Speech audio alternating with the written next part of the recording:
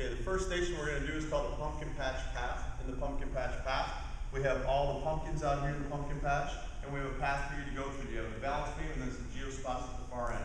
You'll stand behind the cone. When it's your turn to step up on the balance beam.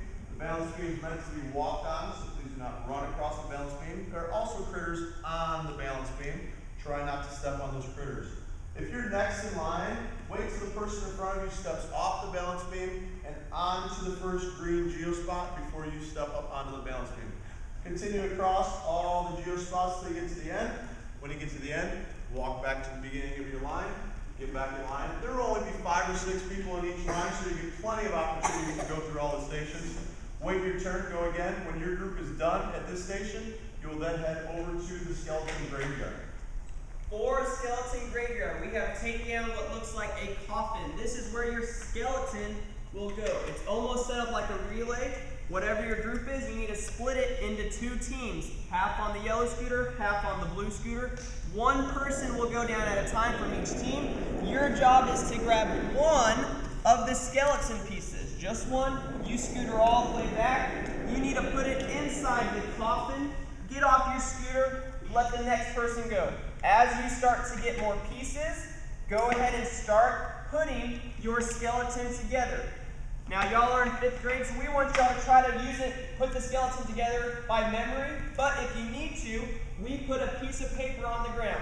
Use that piece of paper if you need to know where the bones go. And usually one of the coaches will come around to check to see if all your bones are done correctly. After the skeleton graveyard, you'll move over to where you see our ropes. Over here where the ropes are at, we are going to do the tombstone leap.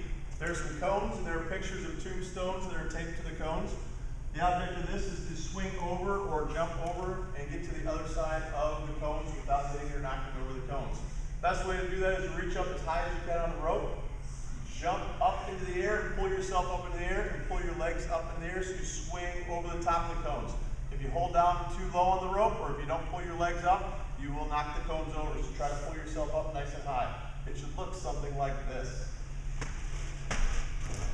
Once you make it to the other side, just let go of the rope, step off to the side of the mat, go back to the beginning of your group. Since your group's divided into 2 groups, you only have 2 or 3 people at each station. That means you get lots of opportunities on the rope over here. After we do the tombstone leap, we'll head over here to our haunted house. For our haunted house, remember, nothing in here is meant to be scary. There might be a few critters inside, all right? But you can only have one person go through at a time. When they get out of that second tunnel, the next person can start. We have to crawl through on all 4s pretty slow through this. If you start going fast and hitting the walls, it's going to knock over, all right? So you will start in the first tunnel. You'll go through the rest of the haunted house. You'll come out of this second tunnel. Once you're done with the second tunnel, that's when the next person can go. All right, and it's just a continuous. All right, now, you will then come up to our bat cave.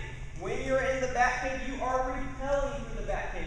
We have a bunch of bat decorations set up. All right, if you've ever heard of repelling, sometimes people repel through caves or repel on a cliff.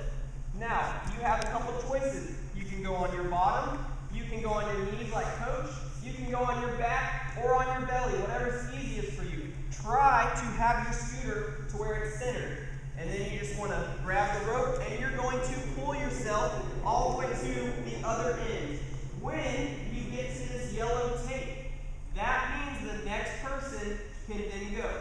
All right, I will finish, go all the way to the pole. I will stand up, grab my scooter. This person will still finish. Make sure you're not scootering back. Make sure you don't slide it back. Walk it all the way back. Give it to the next person, and then get at the end of your line. And then, again, you will just keep going. You will get quite a few turns on this station. After you're done with the bat cave, you will then move over here where you see the pumpkins. Over here we have pumpkins on the fence. There are 4 pumpkins that are up on the fence or up on top of the big tall cones. You will have either the 2 purple yarn balls or the 2 yellow yarn balls.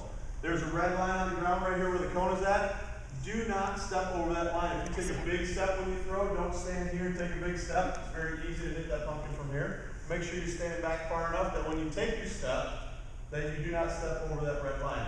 You'll throw both of the balls one at a time. Try to knock the balls off of the cones or off of the fence. After you do so, you'll get the balls, bring them back. Make sure when you bring them back that we put them back up so that the pumpkin face or the jack-o'-lantern face is facing out. It's much more enjoyable to throw it at the jack-o'-lantern face than it is to throw it at the back side of the pumpkin that does not have a face on it. Give the 2-yard balls to the next person in line, then go to your end of your line. Once again, you get a lot of opportunities over here to try to knock the pumpkins off of the cones or off of the fence. When you're done with this station, you will then rotate in this direction for ghost bowling. For ghost bowling, you will see that our bowling pins are set up to look like ghosts. You will get 2 rolls. You will be back here at the free throw line. Right? Yes, we're using a soccer ball, but make sure you're not kicking it. Make sure you're not throwing it. It still needs to look like you're rolling a bowling ball. However many pins you knock down the first roll, grab your ball, come back, roll it a second time. When you're done with both your rolls, whatever pins you knock down, set them back up. We put a green piece of tape on the floor for you so you remember where these bowling pins go. And again, you set them up, you bring the ball back. Make sure you do not throw it. Walk the ball back, give it to the next person, and then get at the end of your line. After bowling, you will then come over here to our next station. The next station over here is critter catch. We have 3 boards on the floor. They are flip boards. At one end of the board there is a little critter. I happen to be standing at one that has a big tarantula at the end. The other end of the board, the one that I'm standing closest to, is up off the ground just a little bit. I'm going to stomp my foot down on this end of the board, which will in turn make that critter fly up into the air. This station is called critter catch, so we're going to try to catch that ball, or try to catch that critter. I'm going to get 3 turns before I go to the end of the line, and somebody else will step up and try that. So it'll look something like this. And I'll catch it, and then I'll put it back down. Like I said, I'll get 3 turns. After my 3rd turn, I go to the end of the line. Next person steps up. You get plenty of opportunities here to try to catch that critter and try to flip it up in the air.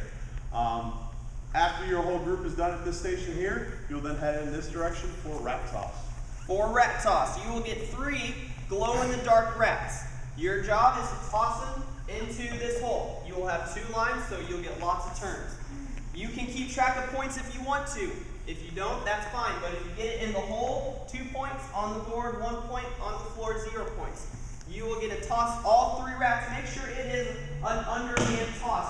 We are not throwing it like a baseball. All right. After you're done with your throws, you will pick up your rats and you will bring them to the next person. And that is the end of your stations. And here are the kids in action.